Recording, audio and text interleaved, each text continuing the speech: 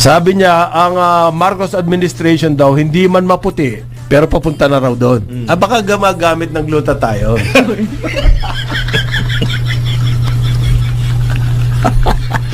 Sinakyan yung no?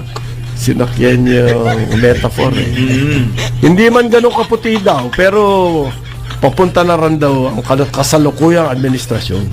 Hindi man ganun pa kaputi, pero patungo na doon.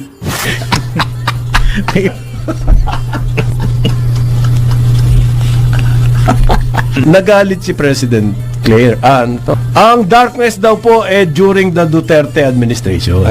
Pag sinabi na natin na itim ngayon ang kulay, mas madidescribe siguro natin nung nakaraang administrasyon na sobrang itim at ngayon ay papaliwanag sa panahon ng kasalukuyang administrasyon.